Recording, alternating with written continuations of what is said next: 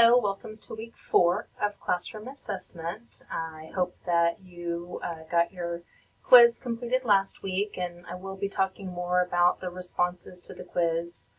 You should have been able to see the answers for the quiz, but if you didn't do well, you'll have an opportunity to study and prepare for the midterm exam, or the exam 1, I guess it's called. So make sure that you have reviewed the violations and be sure that you have an understanding of how to choose what's correct and what's incorrect, because that's something that you'll need to be able to recognize, especially if you're choosing to use an assessment that's already been created by someone else. Just because you get it from somewhere doesn't mean that it's accurate, so it's important to be able to recognize those things. And also I wanted to point out to you that in week 6, you're going to be turning in your assessment portfolio. And so let me show you what that looks like. So your assessment portfolio, you'll be doing it while you're reviewing for the exam. So it's something that will happen then, but I just wanted to show you so you can start working on it, those of you that like to work ahead. When you click here on it, this is the assignment itself, and so what you're going to be doing is choosing TEKS and then creating assessment items for those TEKS. So you're going to need different TEKS for each type, probably, but you can have 1 or 2 TEKS for the items that you blend together. It just kind of depends on the subject and grade area.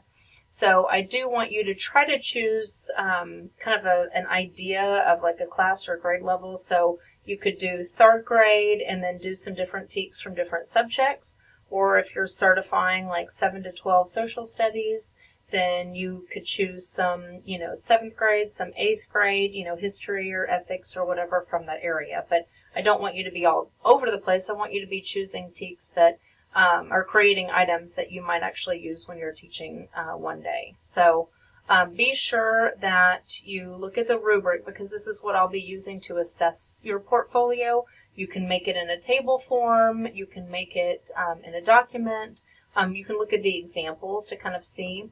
But for selected response, you need to have 1 to 2 TEKS from that website above.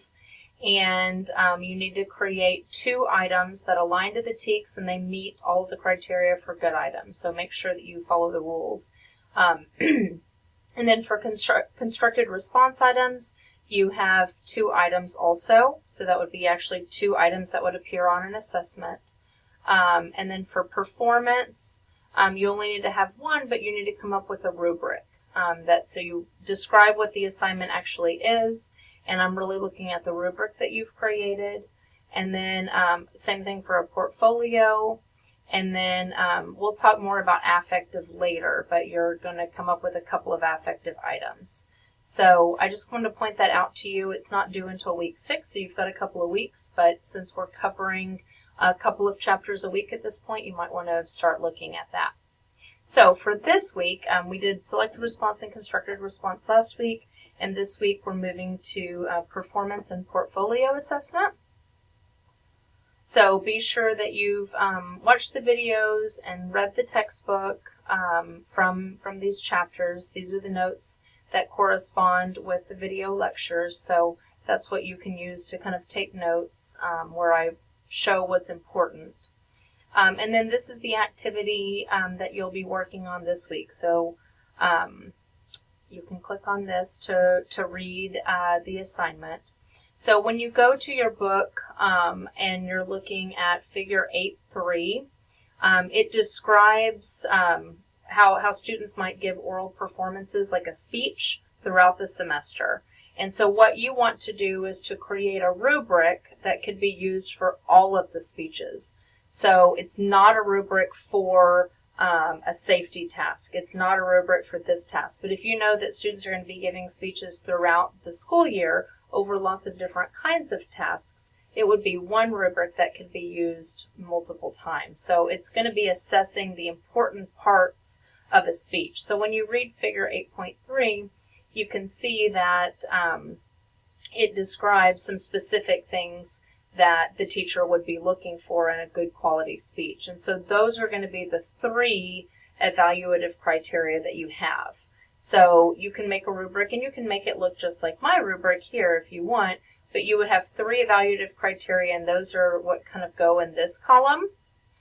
So you need 3 things that you're looking for in a speech. For example, content, right? That the student includes the important content, something like that. And then you need to have the different point values. So you can have 3-point values. You can have 2, 4. That's up to you. I'm sorry, I did say 4 columns. So you need to have 4 columns of points, but you can have the points be whatever you want them to be. They can add up to 100, they can add up to 5, they can be 4, 3, 2, 1, 1, 2, 3, 4. That's up to you. But have 4 columns and then have your 3 criteria. So what I'm looking for is that you don't have overlap, and that you include a type of rubric that could be used across all oral performances. So if you have questions as you're working on this that are like general to the assignment, then please post them in the course questions, and I can answer those there. Thank you.